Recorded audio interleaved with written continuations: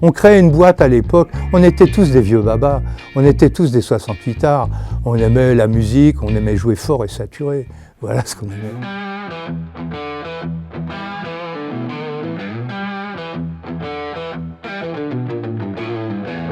Le backline, on peut le définir comme étant la ligne arrière sur la scène, en opposition à la frontline qui serait considérée comme étant les enceintes de diffusion pour la salle. Donc le backline, vraiment, c'est ce qui concerne la scène et plus précisément les instruments de musique. Mon métier, c'est vraiment d'analyser et de trouver, de fournir tous les instruments qui sont demandés sur ce fameux rider. Nous, ce qu'on va apporter, ça va être des amplis guitares, des batteries, des choses assez basiques qui vont leur permettre de ne pas tout transporter. Les gens qui manipulent le backline, on les appelle des backliners. Ça s'appelait avant des garçons d'orchestre, c'est moins flamboyant. Donc on préfère de loin backliner.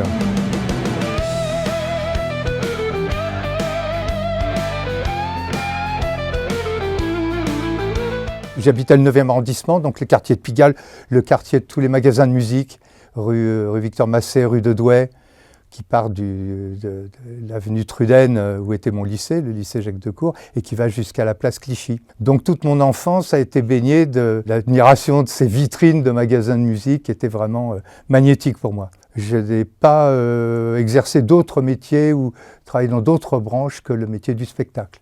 Démarré à 15 ans en 68, et puis après, après un IUT à Cachan, génie électrique, mais je ne devais pas être génial parce que je suis parti en tournée avant de passer l'examen. Je suis parti en tournée avec Le Bonheur des Dames. Donc j'ai démarré comme ingénieur du son, quoi. Comme la plupart de mes confrères qui ont monté des boîtes par la suite. Après, il se passe des tournées avec Mimi Lorenzini qui s'appelait Édition Spéciale, qui faisait du jazz rock. C'était la période du jazz rock. J'ai fait André Verschuren aussi, j'ai fait Enrico Macias, j'ai fait Dave, j'ai beaucoup travaillé avec Nicole Croisy, que j'ai adoré. Ça fait partie des gens avec qui j'ai eu du plaisir à travailler. Ce qui me plaisait là-dedans, c'était le côté artistique. C'était vraiment la création, la création, mais aussi beaucoup le respect du message musical et du message artistique que l'artiste envoyait. C'était passionnant de pouvoir synthétiser les énergies venant des différents musiciens, garder en mémoire la composition de ce qu'avait voulu faire le compositeur, et puis essayer de rendre ça, de restituer ça pour les spectateurs.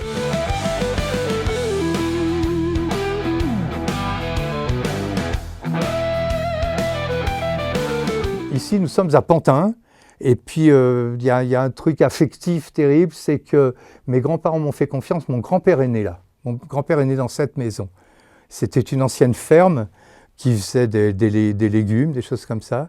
Il est né là et il m'a dit, écoute, je te fais 1 an de loyer gratuit pour démarrer ta boîte. Et il m'a prêté, je ne sais plus, 20 000 francs à l'époque. Donc c'était nos cachets d'intermittents qui ont permis de démarrer le truc. Puis on travaillait pour pas grand-chose à l'époque. Création de la boîte en 82 et pourquoi une boîte d'instruments de musique? Pourquoi une boîte de backline? Parce que tous mes copains avaient monté des boîtes de son. Autant faire un truc complémentaire. Puis j'avais l'amour de l'objet, moi. J'aimais l'instrument de musique. L'instrument de musique est pour moi un objet culte, quoi. Une guitare, pour moi, c'est culte.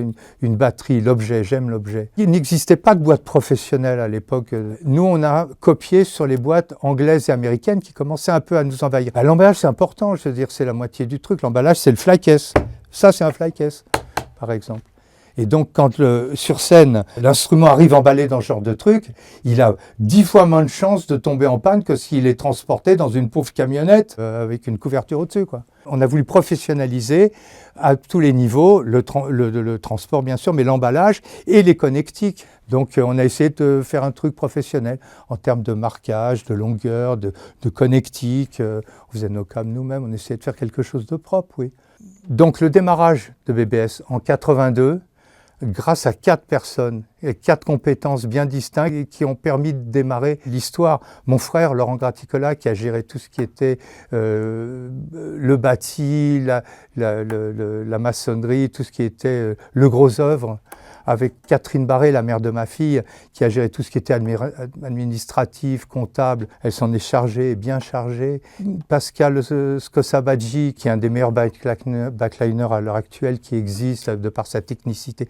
C'est pas pour rien d'ailleurs qu'il nous a quittés au bout d'une vingtaine d'années pour aller faire des Goldman, des Julien Clerc, des choses comme ça. C'est un des gars les plus performants dans son métier à l'heure actuelle. Et puis, quatrième homme aussi, Alvin qui était l'ingénieur informatique, qui à l'époque était ingénieur clim, mais qui était ingénieur informatique aussi, qui s'est formé et qui nous a développé un logiciel vraiment dédié à la location d'instruments de musique. Et ces quatre personnes-là, il y en a eu d'autres, mais ces quatre-là ont collaboré d'une façon très étroite. On était surtout au bon moment, au bon endroit. Parce qu'on était au moment de 81-82, il y a un président socialiste qui a bien dû éclore à ce moment-là, Mitterrand, et puis il nous a beaucoup aidé, mine de rien. Hein, je veux dire, des gens comme Jacques Lang avec leur fête de la musique. On est tombé au bon endroit, au bon moment, avec la bonne passion, dans une bonne période pour les arts et la culture. On passe de 4 à 11 permanents au plus fort de l'histoire.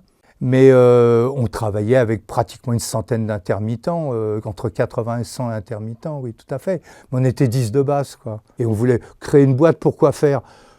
Pour faire une synergie, pour pouvoir gagner 3 ronds, pour pouvoir racheter un ampli, pour racheter une guitare, pour pouvoir augmenter notre parc de matériel, pour racheter des boîtes, pour pouvoir travailler de plus en plus professionnellement. On ne pensait pas à faire du chiffre ou à manger le marché.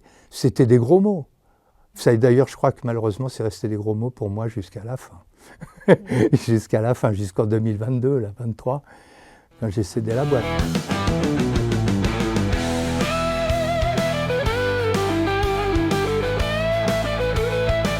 On a chopé énormément de festivals, des festivals internationaux. Hein, on a beaucoup d'émissions de télé, des one-shot notes, des taratata aussi qui étaient très bien avec Nagui, où on a fait des choses très intéressantes techniquement aussi. Les victoires du jazz, les victoires de la musique. On a démarré par le Paléo Folk Festival, le Montreux Jazz Festival, et là ça a été une explosion avec des artistes internationaux comme Prince, avec des groupes comme ZZ Top, avec Quincy Jones. En France, on a fait le Printemps de Bourges pendant des années de nuit sans dormir au Palais des Festivals, en bas de la rampe Marceau, le Palais d'Oron. Là. Et même pendant 2 ans, j'ai même été ingénieur du son au petit théâtre qui était en dessous de la Maison de la Culture, là, pour essayer de garder un peu d'artistique. 15 ans de francophonie. Le Midem à Cannes, c'est une époque où on pouvait encore joindre le côté festif et le côté professionnel.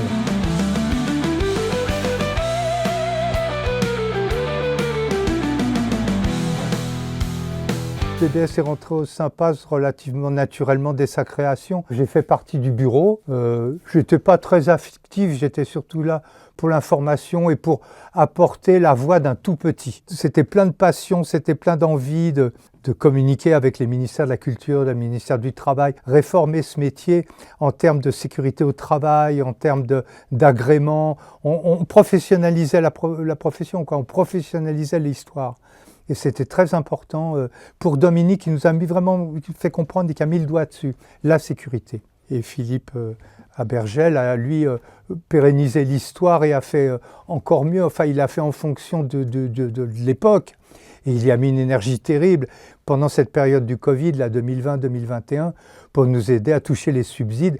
Nous, spécialement, les petites boîtes qui n'avaient pas les moyens de démarcher, qui n'avaient pas la connaissance du système pour pouvoir toucher les aides, pour nous permettre de pérenniser nos histoires, quoi, pour continuer de fonctionner, tout simplement. Au conseil d'administration, j'y suis resté, oui, je crois, 95 ou 2000, je ne sais plus. Mais j'ai continué après à aller aux AG, à m'intéresser et à profiter de ce système.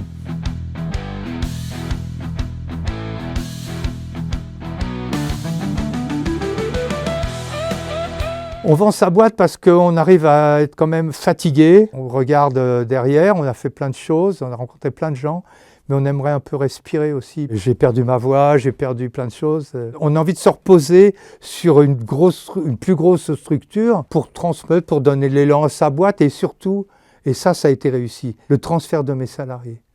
Ils ont gardé la plupart des gens importants et des gens clés. Et donc ils ont gardé les salariés et ça m'a fait très plaisir qu'ils les gardent. Puis peut-être des relations humaines un peu respectueuses de l'humain, de l'homme, avant de parler d'income ou de choses comme ça. de marge brute, nette, de marché prix ou des choses comme ça. Je me sens pas malheureux, quoi. Non, vraiment. Je suis content d'avoir fait ce que j'ai fait, ouais. Et d'avoir rencontré tous ces gens-là. Ouais. C'est bien.